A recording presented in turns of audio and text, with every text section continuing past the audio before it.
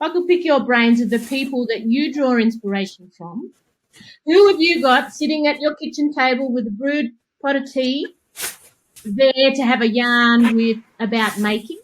Because the first person that came to mind was Bob Marley. You know, I'm a bit of a Bob Marley fan. And, you know, why I say Bob Marley, it's not just Bob Marley, it's just the reggae scene and it's the Wailers. And, you know, when Brenda was talking about hearing things, what composition has done, it's really opened up. I'm really starting to learn how to really listen to things. So, take the Wailers, for example, right? So, you got about 20 people on stage. You know, they're all doing, you know, you got the regular instruments and singing, but then you got one guy just on a triangle, right? And he might only play that 4 times in the whole song. But that means something, right? Then you got some guy with a clacker or whatever they call those things. You know what I mean? There's always someone, and then there's someone just strumming this little tiny harp thing. It's all in this one reggae song. You know, things like that. Now that I notice, see, before I didn't notice it, all I noticed was Bob Marley's lyrics, his message, which is powerful, obviously. So things like that, and then I go to, because you all know I love it, almost every piece that I write is based around film. Whatever I've heard in movies, I live in a movie. That's how I describe it. I just love, if I could live at the cinema, I would, but it's just not plausible. That's why this COVID, I'm really missing the cinema. Anyway, so film school, you know, I love film school. And I watched this YouTube clip of John Williams conducting the Jaws theme for an orchestra. And, you know, when I was a kid, all I heard was da-dum, da-dum. That's all I heard. And for years, that's all I heard was those 2 little words, E and F.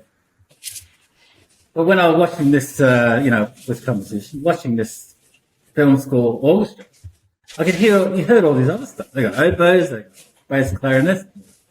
You know, there's all this, not just the da-dum. That's not the Jaws thing. I mean, that's the premise of the Jaws thing.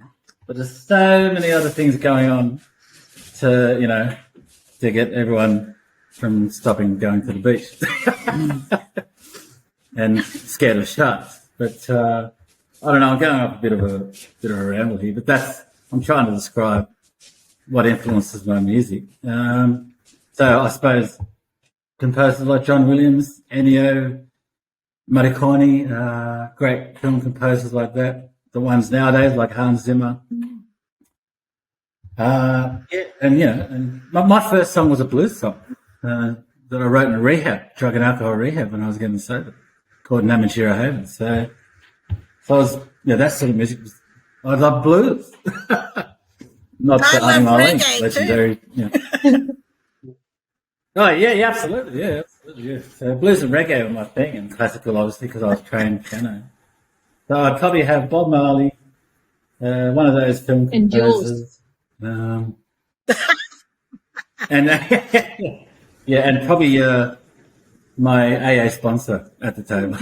Why do you think you're noticing triangles and clacky things now, and what stopped you from noticing that before? I just didn't hear it. I was very singular in my hearing, like even playing classical piano when I was young. And even listening to film scores since I was a kid. All I heard was the yeah, I don't know, I just couldn't hear it. And I think probably watching it too actually opens it up as well, you know. You know, watching the film Jaws, you don't see all the other instruments. But watching that YouTube clip with John Williams conducting them, then you hear everything. Because the camera goes to the particular instrument that's playing at the time in the middle of the Jaws theme. So it's not just about the cellos and the violins, but and also like meeting you all. Because when it comes to this group, I'm the newbie. You guys have been doing music for, you know, long before I even thought about touching the piano. So these are my inspirations as well. So I definitely have you guys at the table too. And Chris Sainsbury too, by the way.